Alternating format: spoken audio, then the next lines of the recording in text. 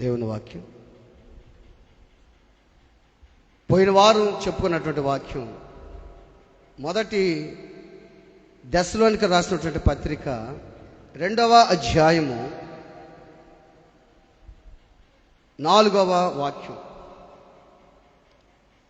మొదటి దశలోనికి రాసినటువంటి పత్రిక 2వ అధ్యాయము 4వ వాక్యం. సువార్తను మాకు అప్పగించుటకు యోగ్యులమని దేవుని వలన ఎంచబడిన వారమై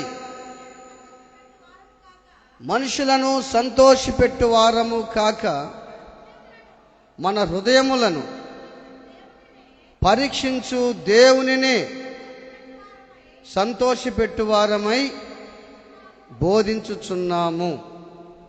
అపోస్తలుడైన పౌలు ఈ దశలోనిక విశ్వాసులతో మాట్లాడుతున్నటువంటి మాట. ఏ మాట మాట్లాడుతున్నాడు అంటే, ఇక్కడ మనం చూస్తే మనుష్యులను సంతోషపెట్టు వారము కాక మన హృదయములను పరీక్షించు దేవునినే సంతోషపెట్టు వారమై బోధించుచున్నాము. అంటే అపోస్తలుడైన పౌలు చెప్తున్న మాట ఏంటంటే, నేను బోధించే బోధ, ఈ బోధ మనుషుల్ని సంతోషపెట్టే బోధ కాదు. ఈ బోధ దేవుని సంతోషపెట్టే బోధ. మనుషుల్ని ఎప్పుడైతే సంతోషపెడతాం ఈ బోధ అంటే, మనుష్యుడు ఏదన్నా మిస్టేక్ చేసినా, పొరపాటు చేసినా, తప్పు చేసినా చూసి చూడనట్టు పోతా ఆ తప్పుని ఖండించకుండా వాటి ఏకీభవిస్తే వాడిని సంతోషపెట్టినట్టు. వాడు చాలా ప్రేమిస్తాడు మనిషిని. ఆ విధంగా కాకుండా నువ్వు చేసిన తప్పు, నువ్వు చేసిన పాపం, నువ్వు పొరపాటు చేసావు, నువ్వు తప్పు చేసావు, ఇది తప్పు, నీ పాపాలు ఒప్పుకో అని బోధించే బోధే నిజమైన బోధ. ఆ బోధ దేవుని సంతోషపెట్టే బోధ. నువ్వు మందిరంలో తప్పు చేస్తున్నావు, నువ్వు మిస్టేక్లో పొరపాటులో ఉన్నావు, నీ దగ్గరకు వచ్చి నీతో మాట్లాడతా చేస్తే చేసేవాళ్ళే, ఏం కాదులే, అందరు మంచోళ్ళు ఉండారు, అందరు భక్తి పనులు అనే బోధ కాదు. నువ్వు మారాలి, నువ్వు మార్పు చెందాలి, నీ జీవితం మార్చుకోవాలి అనేది బోధ. అందుకే అపోస్తలుడైన పౌలు అంటాడు, నేను బోధించే బోధ ఎటువంటిదంటే మనుషులను సంతోషపెట్టే బోధ కాదు. ఎవరిని సంతోషపెడుతున్నాను? దేవుని సంతోషపెడుతున్నా. ఒకవేళ నేను చెప్పే మాటలు బట్టి మీరు బాధపడవచ్చు, నా మీద ద్వేషం ఉండొచ్చు, నా మీద కఠోరమైన మాటలు మాట్లాడవచ్చు, నన్ను హింస పెట్టొచ్చు. కానీ నన్ను హింస పెడుతున్నారే, ఆ మాటలే మీ జీవితానికి వెలుగుగా ఉంటాయి. నేను మాట్లాడుతున్నానే మాటలు అంటే అపోస్తలుడైన పౌలు చెప్తున్న మాటలు, నేను మాట్లాడుతున్నానే మాటలు. ఈ మాటలు మిమ్మల్ని బాధ పెట్టొచ్చు, ఇబ్బంది పెట్టొచ్చు, వేదన గురి చేయొచ్చు. కానీ ఆ మాట అనేది నీలో క్రియ చేస్తుంది. దేవుని మాట విలువైన మాట, ప్రతి మాట విలువైన మాట. నువ్వు ఆ మాటను పాటించాలి. అందుకే గల్తీకి రాసిన పత్రిక మనం చూస్తే, గల్తీలకు మనం చదువుకున్నాం, నేను మనుషులను సంతోషపెట్టగోరుచున్నానా, దేవుని సంతోషపెట్టగోరుచున్నానా? 1:10 నేను మనుషుల దయను సంపాదించు చూస్తున్నానా, దేవుని దయను సంపాదించుకొని చూస్తున్నానా? చూసా, నేను మనుషులను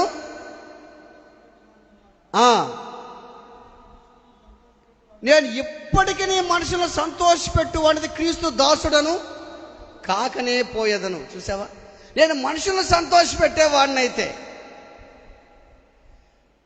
నేను మనుషులను సంతోషపెట్టేవాడినైతే మనిషి ముఖాన్ని చూసి మనిషి చెడ్డోడైతే నువ్వు మంచోడని చెప్పే బోధ కాదు. మనిషి చెడ్డోడైతే నువ్వు చెడ్డోడని చెప్పేది బోధ. వాడు ఎప్పుడు మారుతాడు? ఆలోచించి, వాడు ఎప్పుడు మారుతాడు? వాడు ఎప్పుడు మార్పు చెందుతాడు? నువ్వు పొరపాటు చేసావంటే నువ్వు పొరపాటు చేశావని చెప్పాలి, అది ప్రేమతో చెప్పాలి. నువ్వు పాపం చేసావని చెప్పాలి, ప్రేమతో చెప్పాలి, నీ పద్ధతి మార్చుకోమని చెప్పాలి. ఆ బోధ వాడిని ముందుకు నడిపిస్తుంది. ఆ బోధ మనుషులను సంతోషపెట్టుకోరు వాడినైతే నేను ఇప్పటికి క్రీస్తు దాసుడను కాకనే పోయేదను.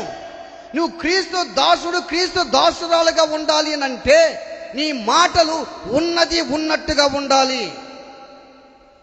నీ ఇంట్లో మీ అమ్మ కానీ, మీ నాన్న కానీ, మీ తమ్ముడు కానీ, మీ అక్క కానీ, మీ చెల్లెలు కానీ ఎవరైనా పప్పు చేస్తే నువ్వు ఖండించు. మా నాయన కదా, మా నాన్న కదా, మా అక్క కదా అనేది కాదు. నువ్వు చేసింది తప్పు, ఎవరైనా చేసింది తప్పు అని చెప్పు, ప్రేమతో ఖండించు. వాడిని ఖండించకపోతే వాడు ఎప్పుడు నేర్చుకుంటాడు? వాడు అదే స్థితిలో ఉంటాడు. నువ్వు చూడనట్టుగా పోతా ఉండేవనుకో, వాడికి ఇంకా ఎంత సంతోషమో వాడికి. అబ్బా మా నాన్న అంతా చూశాడు. నానేడు సిగరెట్ తాగుతుంటే కొడుకాడు సిగరెట్ తాగుతుండే, ఇద్దరు కలిసి పేకాట ఆడుతుండే, ఇద్దరు కలిసి హ్యాపీగా జీవిస్తుండే. ఇక నట్టుడు ఎట్ట భయం ఉంటుంది చెప్పు, ఆలోచన చేయి. నువ్వు ఎలా నేర్చుకుంటున్నావు? నీ జీవితం ఎలా నేర్చుకుంటున్నావు? నేను మనుషులను సంతోష పెట్టుకోరు అంటే ఇప్పుడు నేను క్రీస్తు దాసుడను కాకపోయేదను. ఒక వ్యక్తి పొరపాటు చేస్తే, నీ ముందు పొరపాటు చేస్తే దేవుడు చెప్తాడు, వాడితో పోయి మాట్లాడమని. దేవుడు చెప్తాడు. మందిరాల్లో ఎవరైనా పొరపాటు చేస్తే మాట చెప్తా దేవుడు చెప్తాడు, నువ్వు వాక్యం మాట్లాడమని చెప్తాడు దేవుడు. నువ్వు వాక్యం ఉన్నట్టు బోధించమని చెప్తాడు వాక్యం. బైబిల్ ఒక వ్యక్తి ఉన్నాడు, ఆయన ఎవరు తెలుసా?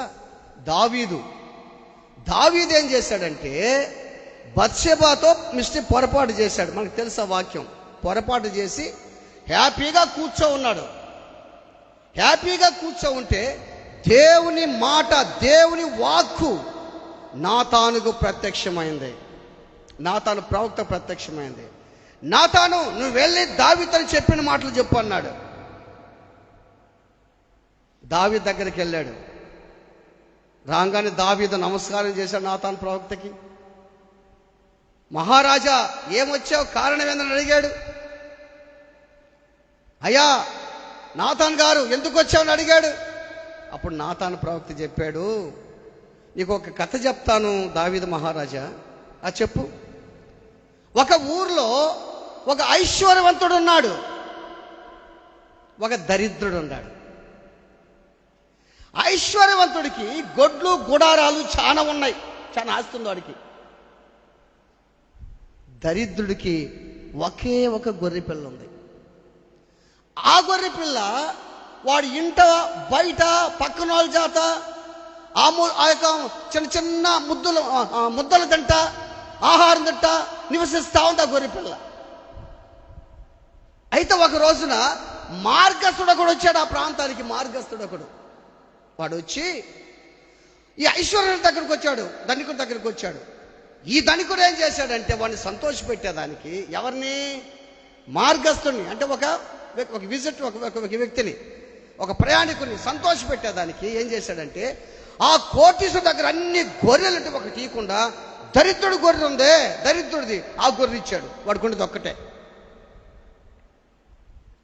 ఆ మాట చెప్తే దావీదు కోపగించుకొని లేచి, ఈ పని చేసినోడు వాడు నిత్యముగా చచ్చిపోవాలన్నాడు. ఆ మాటకి నాతాను ప్రవక్త ఏమన్నాడు తెలుసా? వాడు నువ్వేనన్నాడు. ఈ మాట చెప్పాలంటే ధైర్యం అవసరం.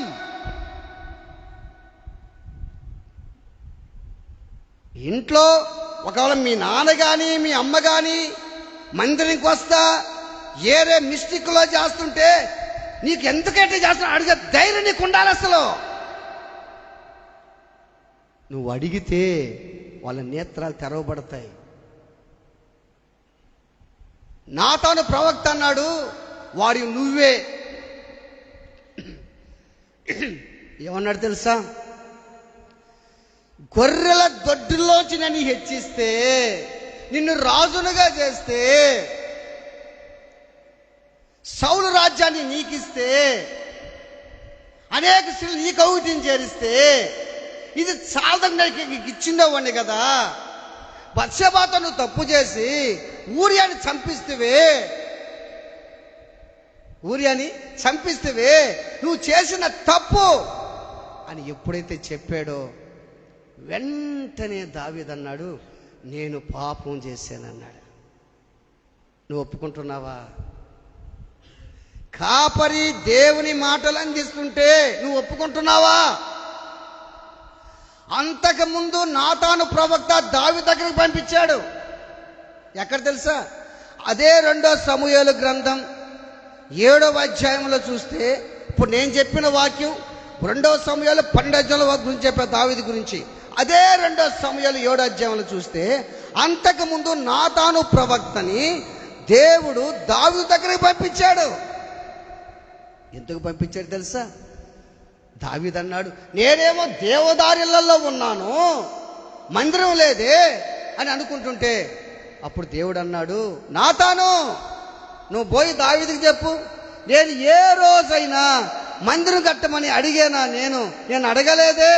అయితే మందిరం కట్టాలంటే దావీదు వల్ల కాదు, నా బిడ్డ దావీదు, నా బిడ్డకి నేను నలుదిశలా నెమ్మది కలుగు చేశాను. నేను నా బిడ్డ దావీదుకి ఏం చేశాను? నేను నలుదిశలా నెమ్మది కలుగు చేశాను. నేను నా బిడ్డ నేను ఆస్వాదించాను.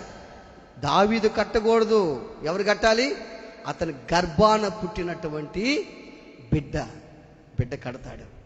అతను నేను రాజు సమాధానంగా ఉంటా, నేను అతనికి తండ్రిగా ఉంటా, నేను అతని రాజ్యాన్ని హెచ్చింపజేస్తా. నేను ఆ మాట చెప్పమన్నప్పుడు దావీదు దగ్గరికి నాతాను ప్రవక్త వచ్చి, అప్పుడు మంచి వార్త చెప్పాడా చెడ్డ వార్త చెప్పాడా? చెప్పండి. మంచి వార్త చెప్పాడు కదా, మీరు అందరూ చెప్పాలి. ఇప్పుడు మంచి వార్త చెప్పాడు కదా, దానికి దావీదు అంటే తెలుసా, కూర్చొని ఇంతగా నీవు నన్ను హెచ్చించుటకు నేను ఏ పాటి వాడనయ్యానన్నాడు. అది మంచి సందేశమా కాదా?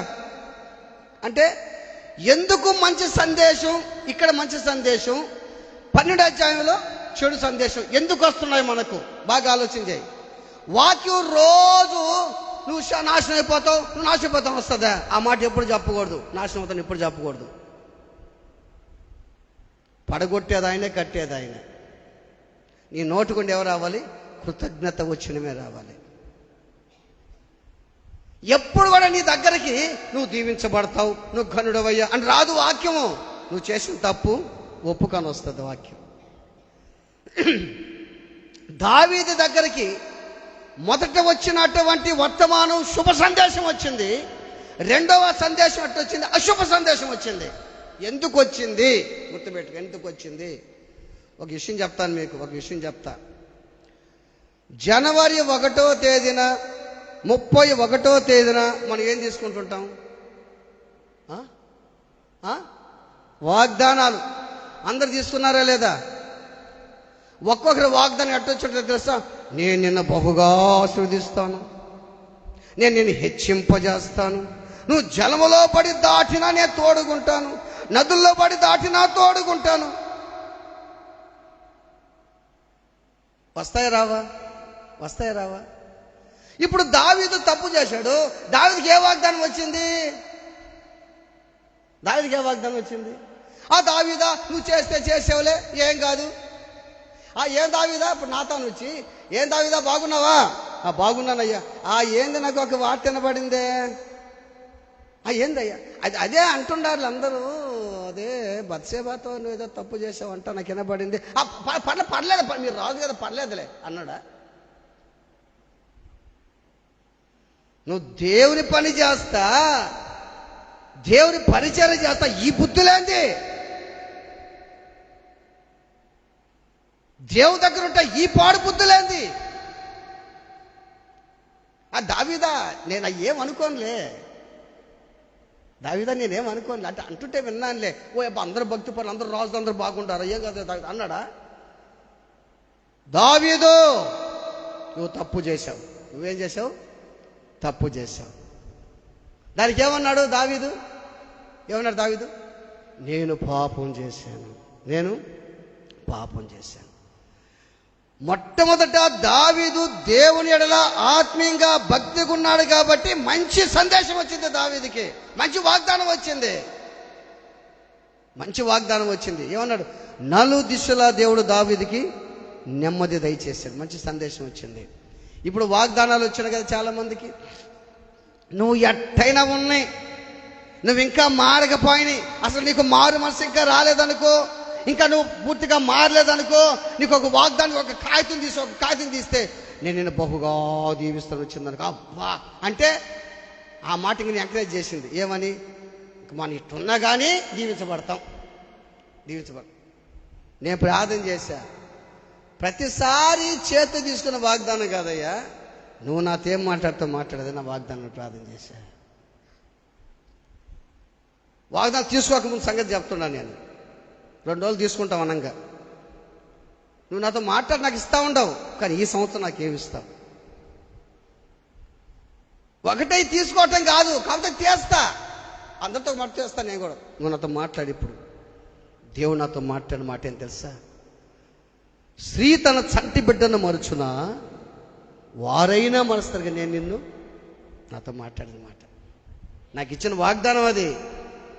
నేను తీసిన వాగ్దానం కాదు, తీసా మామూలుగా, నాకు ఇచ్చిన వాగ్దానం. ఆ వాగ్దానం నాకు ఆదరణ ఇచ్చింది. ఎందుకంటే నాకు ఆదరణ కావాలి, నాకు నెమ్మది కావాలి. నీ స్థితిని బట్టి కూడా దేవునితో మాట్లాడతాడు. గుర్తుపెట్టుకో, నీ స్థితిని బట్టి కూడా దేవునితో మాట్లాడతాడు.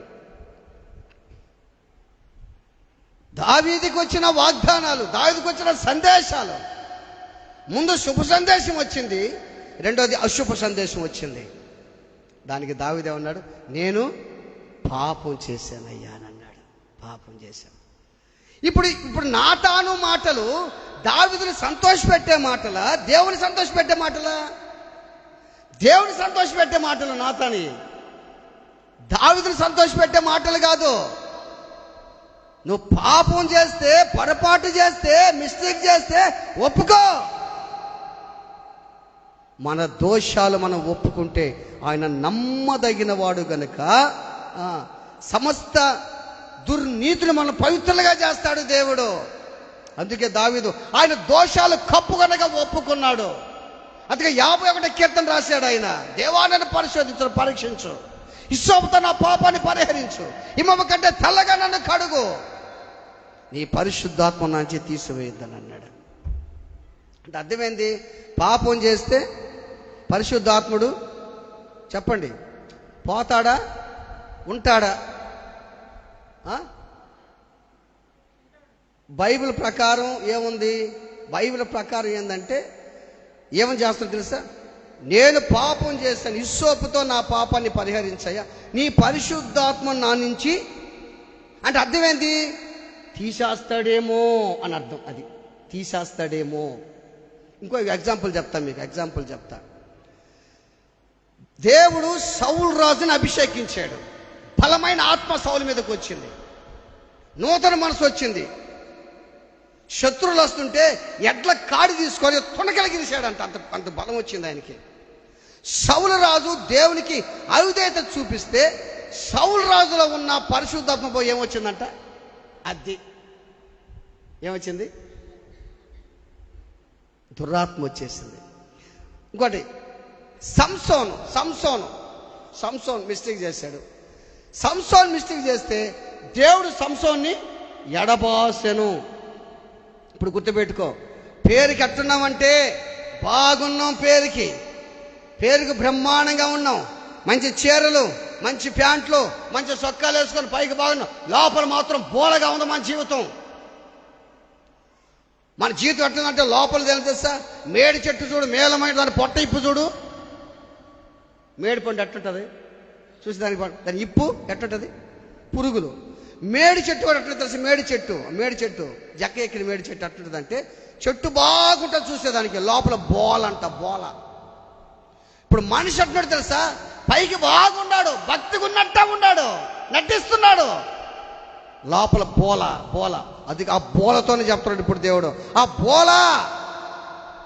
బోలతో దేవుడు చెప్తున్న మాట ఇప్పుడు, నువ్వు మారాలి, నువ్వు మార్పు చెందాలి, ఎన్ని రోజులు, ఎంత కాలం, ఎన్ని రోజులు, ఎన్ని గడియలు ఇదే విధంగా జీవించి దేవునికి బాధ కలిగిస్తాను ఈ జీవితం. ఆలోచన ఎంతకాలం, ఎంతకాలం. నేను ఒక మాట, భక్త్ సింగ్ గారు ఒక మాట సునీల్తో ఫిలిప్తో మాట్లాడిన మాటలు, వాళ్ళు ఆశ్చర్యపోయారు వాళ్ళిద్దరు. భక్త్ సింగ్ గారు అంట చనిపోయిన తరువాత, ఆయన 2000 సంవత్సరాలు చనిపోయాడు భక్త్ సింగ్ గారు. 2000 సంవత్సరంలో. నేటికి ఎన్ని సంవత్సరాలు? 25 సంవత్సరాలు అయింది ఆయన చనిపోతే ఆ రోజుల్లో ఇంచుమించు 7-8 లక్షల జనాభా వచ్చారంట ఆ రోజుల్లో. ఆయన బాక్స్ ముందు ఒక మాట రాశారంట. ఆ మాట ఏంది? మంచి పోరాటం, అది సహజం, అది మనకు తెలిసిన వాక్యం. అయితే ఆ రాసిన మాట ఏంటంటే, ఆ బాక్స్ ముందు అది కాకుండా ఒక బ్యానర్ పెట్టారంట ఆయన ముందు. ఆ బ్యానర్ ముందున్న మాట ఏం తెలుసా? ఆ మాట ఏంటంటే, జీవితంలో భక్త్ సింగ్ గారు దేవుడికి ఎప్పుడు అవిధేయుడిగా లేడు అంత చప్పలు కొట్టండి. బా, నాకు ఎట్టయిపోయింది ఆ మాట చదువుతుంటే. అంటే అపోస్తలున్న పౌలు, పేతురు సంగతి చెప్పడం, వాళ్ళు మహనీయులు, వాళ్ళు వదిలేయి అపోస్తలు. భక్త్ సింగ్ గారు అని చెప్పిన మాట ఏంటంటే, ఆ బ్యానర్ ముందు ఎవరు రాశారంట, జీవితంలో భక్త్ సింగ్ గారు దేవుడికి ఎప్పుడు కూడా అవిధేయుడిగా లేడు. నేను ఎన్నిసార్లు అవిధేయంగా చూపించాను యేసయ్య, కృంగిపోయినా నేను. ఎన్నిసార్లు నేను అవిధేయుడిగా ప్రవర్తించానయ్యా. మందిరానికి రాక, బల్ల తీసుకోక, ఎదిరిస్తా, కుట్ర కుతంత్రాలతో చేసేది చేస్తా, పేరుకు భక్తిగా ఉంటానే, ఎన్నో చేయరాని చేస్తా, దేవునికి అవమానం చేస్తా. ఎన్నిసార్లు నీకు అవిధేయుడిగా జీవించానయ్యా. ఆలోచించు, ఎన్నిసార్లు జీవించే అవిధేయుడిగా నువ్వు దేవుడికి. అందుకే అపోస్తలుడు పౌలు అంటాడు, అగ్రిప్ప రాజు సమక్షంలో నిలబడినప్పుడు, అగ్రిప్ప రాజా, ఆకాశంలో కలిగిన దర్శనానికి నేను అవిధేయుడు కాక విధేయుడనయ్యానయ్యా అంటాడు. దేవుని బిడ్డలారా ఆలోచించి. రెండోది ఇంకొక విషయం, అంటే కొన్ని విషయాలు, అంటే ఈ విషయాలంట సేవకులకి చెప్పాడంట. సేవకులకి ప్లస్ నిజంగా యేసుని నమ్మిన వ్యక్తులకు. బాగా గుర్తుపెట్టుకోండి, యేసు మీద ఒక విశ్వాసులు ఉంటారే, విశ్వాసులు యేసు మీదే ఆధారపడుతుంటారే, నీవే నా సర్వస్వం అంటుంటారే, నా కుటుంబానికి నువ్వే అంటుంటారే, ఆ వ్యక్తులు కూడా ఈ మాట అన్వయించుకోవచ్చు మన జీవితంలో. సేవకులకి 3 ప్రాముఖ్యమైన విషయాలు చెప్పాడు. మనందరికి ఒక ముఖ్య, అంటే విశ్వాసులకి, సేవకులకి పెద్ద 3 ముఖ్యమైన విషయాలు చెప్పాడంట. నెంబర్ 1 విషయం ఏం చెప్పాడు తెలుసా? నెంబర్ 1 విషయం, నీ అవసరాలు ఎవరికి చెప్పొద్దు. నీ అవసరాలు ఎవరికి చెప్పొద్దు. అంటే నాకు ఇది లేదు, నాకు అది లేదు, నా పరిస్థితి ఇది, నాకు అది కావాలా, ఇది కావాలా, నాకు అప్పు కావాలా, ఇదయ్యా నాకుంటే నీ ఇదిగో కాలు పట్టుకొని ఏడ్చి, అది ఏదో దేవుని దగ్గర కాలు పట్టుకొని ఏడు. నాకు ఇది కావాలా, అది కావాలా, నాకు అది లేదు, ఇది లేదనేది నీ అవసరాలు ఎవరికి కూడా చెప్పొద్దు. రెండోది ఏం తెలుసా?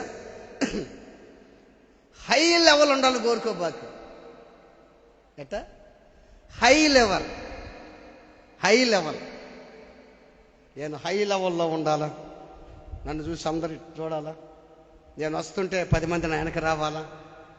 అది రాజకీయ నాయకులు, అది వేరే విషయం. యేసు ప్రభు శిష్యులతోనే పడుకొని నిద్రపోయాడు. యేసు ప్రభు పడవలోనే పడుకొని నిద్రపోయాడు. వాళ్ళతో కలిసి పూజించేశాడు యేసు ప్రభు. High level కోరుకోకూడదంట. రెండోది తెలుసా? Simple dress. ఏం డ్రెస్ అంట? ఇప్పుడు మీరంతా కూడా సింపుల్ డ్రెస్లోనే ఉన్నారు. దేవుని స్తోత్రం కలుగును గాక. హల్లెలూయా. సింపుల్ డ్రెస్ అని సింపుల్ డ్రెస్ అని చెప్పి, అసలు డ్రెస్ అంటే మరి వచ్చి నీ పని వేసుకోబాకండి. సింపుల్ డ్రెస్లో ఉండాలంట మనిషి. 2. మూడోదంట, ఇది ప్రాముఖ్యమైన విషయం అయ్యా, ఇది మాత్రం కానీ మీరు వింటే, యేసయ్య చెప్పున్నాడు ఈ మాట, ఇది కానీ మీరు కానీ వింటే, ఇక ఈ రోజు నుంచి మీ జీవితంలో కొత్త అధ్యాయం బిగిన్ అవుద్ది. ఆమేన్.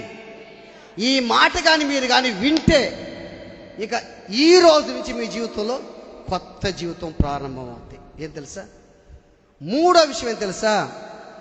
మూడో విషయం, నీ గురించి ఎవరైనా చెడ్డగా మాట్లాడితే, నీ గురించి నీ ముందు ఎవరైనా తిడితే, నీకు తెలియకుండా చెడ్డగా మాట్లాడితే నోరు మూసుకొని కూర్చోమన్నాడంట. ఈ మాట బాగుందా? బాగలేదా? అది అట్టా కూర్చుంటావు సార్, ఈ చెయ్యికి పని పెట్టొద్దు అంటావా? నీ గురించి బాగానండి, నీ గురించి ఎవరైనా చెడ్డగా మాట్లాడితే, నీ గురించి పక్కన వాళ్ళకి చెప్పి నీ కానీ వినబడితే నువ్వేం చేయాలంట? నోరు మూసుకొని కూర్చో. అదే మాట యేసయ్య ఏం చెప్పున్నాడు? నా నిమిత్తం మీరు జనులు మిమ్మల్ని మీ మీద చెడ్డమాట పలికినప్పుడు మీరు ధన్యులు, సంతోషించి పరలోకమందు మీ ఫలము చూసా. దేవుడు చెప్పున్నాడు కదా ఆ మాట. యేసయ్య ఎప్పుడో చెప్పున్నాడు ఆ మాట ముందుగానే. కానీ ఇప్పుడు మామూలుగా భగత్ సింగ్ గారు చెప్పినటువంటి మాట, నీ గురించి ఎవరైనా చెడ్డగా మాట్లాడితే, పక్కన వాళ్ళకి నీ గురించి అబద్ధాలు చెప్తే, నీ గురించి పక్కన ఎవరన్నా నీకు అసహ్యంగా మాట్లాడితే, నీ గురించి చేయరాని కార్యం కూడా చేసామని చెప్తే, ఒక పని నువ్వు చేసావు, ఒక పని చేసావు, పక్కన వాళ్ళు అనుకుంటా ఉండారు అనుకో, అప్పుడు ఏం చేస్తావు? రోషం వచ్చేస్తావు. నేను చేయలా అనుకోమంటావు. చేయనోడు ఎట్లుంటుంది తెలుసా? ఏదైనా తప్పు చేయలేదనుకో, వాడి గురించి అనుకున్న పడుచుకోడు వాడు. మీకు తెలుసా ఇది? చేయనాడు, వాడు చేయలా, వాడి గురించి అనుకున్నా పడుచుకో, వాడి గురించి ఎట్లా అనుకున్నా సరే వాడు పడుచుకొని వెళ్ళిపోతాడు వాడు. అయితే నువ్వు చేయబడే లోకం ముద్ర వస్తుంది నీ మీద, నువ్వు చేసేవని. నువ్వు ఓర్చుకో. నువ్వు చేసింది చేయింది నీకు తెలుసు, దేవునికి తెలుసు. Praise the lord.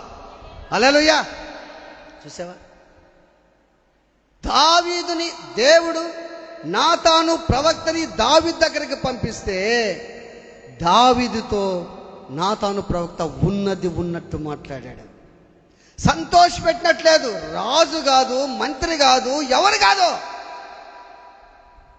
నువ్వు ఉన్నట్టు మాట్లాడు. అది. ఇంకొక రాజు ఉన్నాడు బైబిల్లో. ఆయన ఎవరు తెలుసా? ఉజ్జియా రాజు.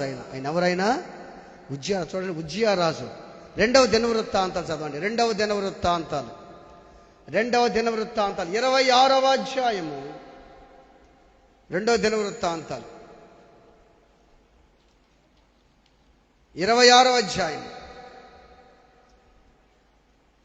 3వ వాక్యం. 26:3. ఉజ్జియా ఏలనారంభించినప్పుడు 16 ఏండ్ల వాడు యెరూషలేములో ఏలెను. ఇప్పుడు చదువు. అతడు అమధ్య చర్య అంతటి ప్రకారము బాగున్నాడు కదమ్మా.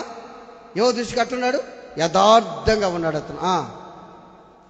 దేవుని ప్రత్యక్ష విషయమందు తెలివి కలిగిన జకర్యా దినములలో కాలము. ఆమేన్. హల్లెలూయా. బాగా గుర్తుపెట్టుకో, రాజు అయిన ఉజ్జియా రాజు దేవుని ఆశ్రయించినంత కాలము దేవుడు ఏం చేశాడు ఆయన్ని? ఇప్పుడు మనం కూడా అంతేనా? మనం కూడా అంతే కదా. నువ్వు దేవుని బాగా నమ్మితే నువ్వు దీవించబడతావు. నువ్వు నమ్మకుండా నాకు ఆశీర్వాదాలు లేదు, నా బ్రతికింతే, నా సమస్య ఇంతే, నా జీవితం ఇంతే, నేను ఇంతేనా, నా బ్రతికింతేనా అని అనుకుంటే ఎట్లుంటుంది? నువ్వు ఏ విధంగా దేవుని ప్రార్థన చేస్తున్నావు? ఎలా ఉంటావు నువ్వు? అసలు నీ జీవితం ఎలా ఉంది? నువ్వు అసలు మార్చుకున్నావు? నువ్వు మారావా? గుర్తుపెట్టుకో. ఉజ్జియా రాజు దేవుని ఆశ్రయించినంత కొలది దేవుడు అని ఏం చేశాడంట? వర్ధిల్ల చేశాడంట. అయితే వర్ధిల్ల చేస్తే పాపం ఏం చేశాడంట ఆయన?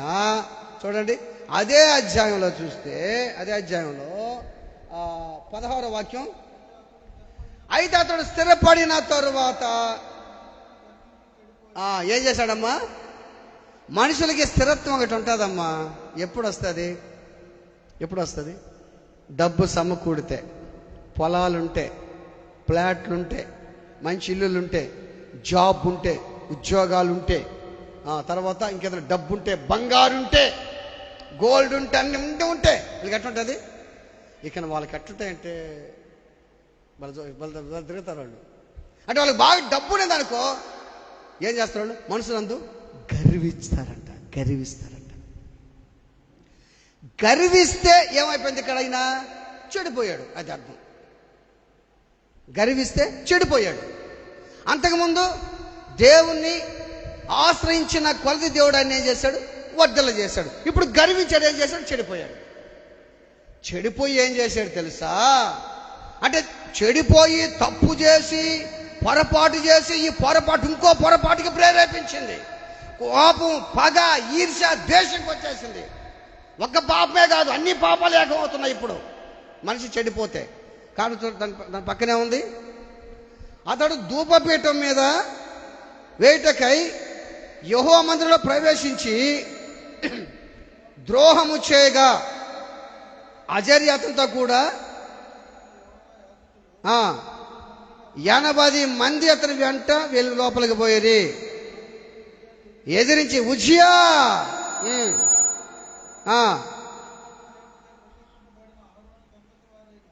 వారైనా యాజకుల పనే కానీ నీ పని కాదు.